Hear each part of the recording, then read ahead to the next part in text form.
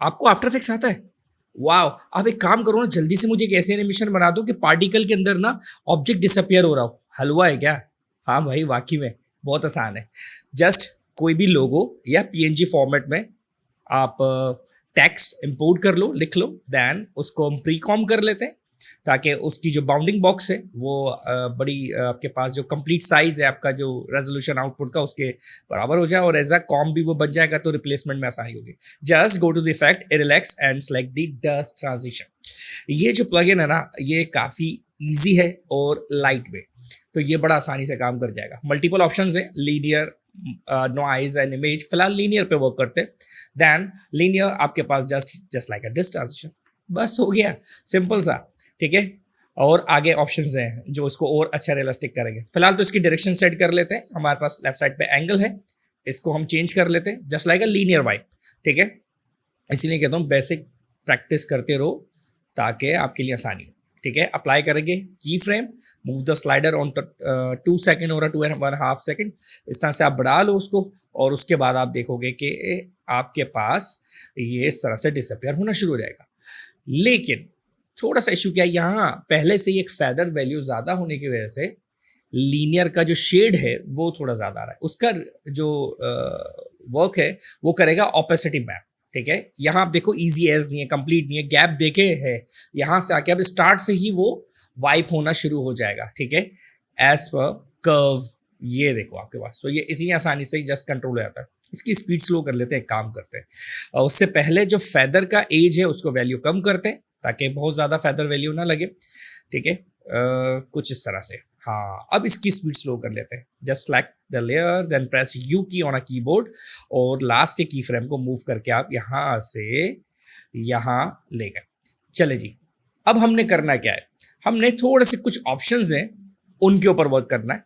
जैसे कि for example इसकी जो एज है, जो टेल है, उसमें जो पार्टिकल की डिसइंटीग्रेशन है उसको थोड़ा सा एडवांस करना है।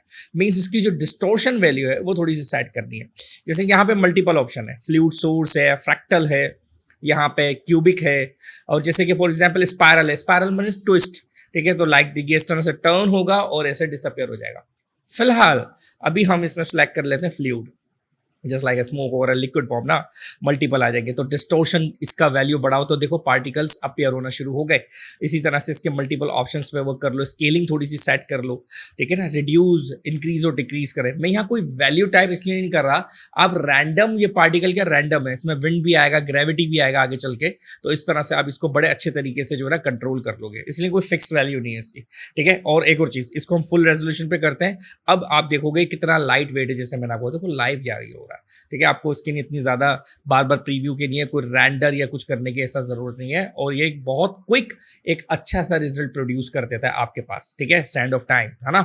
चलो जी, अब एक काम करते हैं कि थोड़ी सी हमारे पास यहाँ पे इसकी डिस्टोर्शन की ऑफसेट है, इसको भी जरा चेंज कर लीजिए।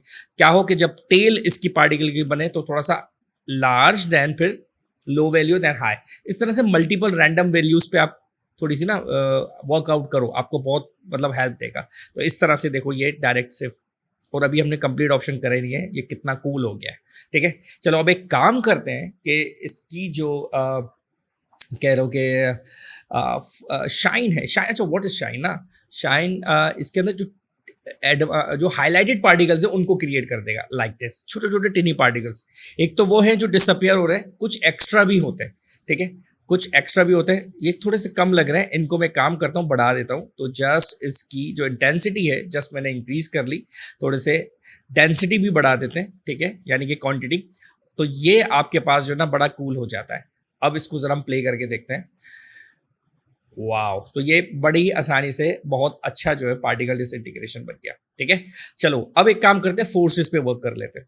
फोर्सेस में आपको मिलेंगे 2 ऑप्शंस, ग्रेविटी एंड विंड, ठीक है। एक काम करते हैं, इसको जरा एक्सपेंड कर लूं ताकि बार बार मुझे जूम इन जूम आउट ही करना। हाँ, ये काफी है। यहाँ फोर्सेस में जाएंगे, ग्रेविटी एंड आपके पास नीचे क्या विंड है। पहले ग्रेविटी पे वर्क कर लेते हैं, मिड में रखते हैं। और यहाँ पे ग्रेविटी का जो डायरेक्शन है वर्क नहीं करेगा जब तक स्ट्रेंथ वैल्यू नहीं दोगे, ठीक है। जैसे फॉर एग्जांपल मैंने प्लस में दी स्ट्रेंथ वैल्यू, अब क्या हो रहा है, ग्रेविटी राइट साइड पर है, और इस तरह से मेरे पार्टिकल्स जो हैं डिसअपियर हो गए। विंड मतलब डायरेक्शन में, विंड यूज नहीं करेंगे, ग्रेविटी बोलूंगा, विंड अलग है, वो आगे बताऊंगा, ठीक है। तो फिलहाल इसकी वैल्यू 5 रख लेते हैं, ज़्यादा नहीं बढ़ाते, हल्के हल्के जिस इसमें क्या हुआ, ग्रेविटी इस तरह से अपेयर हुई और इस तरह से डिसअपेयर होना शुरू होगा।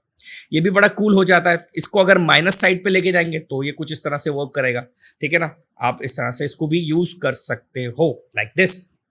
लेकिन नॉर्मली क्या होता है, बहुत ज़्यादा स्ट्रेच हो गया, इसकी वैल्यू कम रखते हैं, प्लस में ही रख लेते हैं या -15 या रखते हैं तो डायरेक्शन चेंज करके देख लें, अप एंड डाउन वगैरह।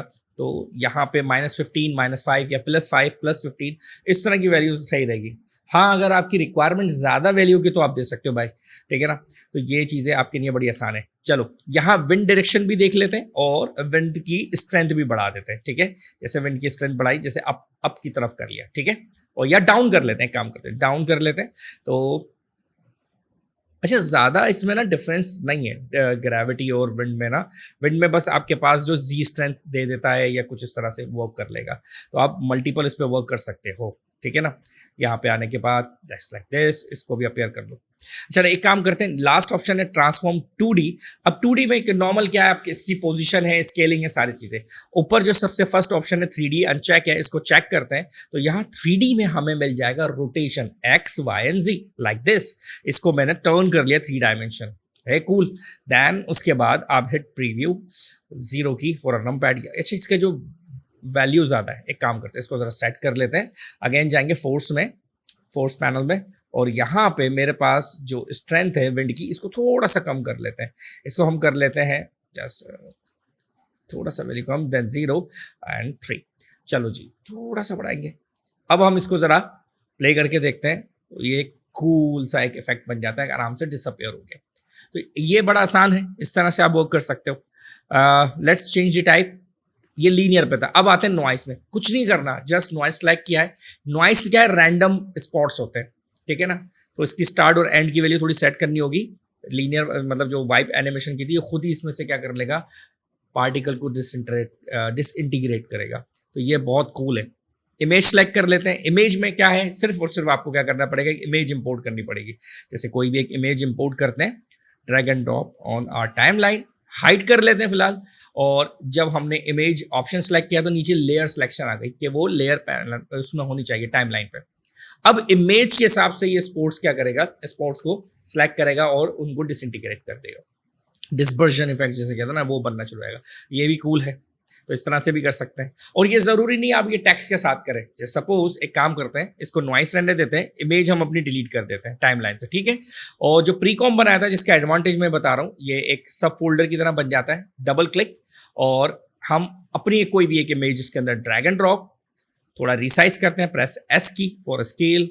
और यहाँ आने के बाद थोड़ा डाउन ले आता हूँ, इसको बैकग्राउंड में जो लोगो है इसको डिसअपियर करते हैं। और यहाँ आने के बाद अब ज़रा प्रीव्यू पे आएंगे तो ये इस तरह से बन जाता है। तो इसको ऐसा टेम्पलेट भी आप वर्क कर सकते हो, आपको इतनी ज़्यादा एफर्ट करने की ज़रूरत नहीं पड़ेगी। ये आपके लिए ना बड़ा इजी हो जाएगा।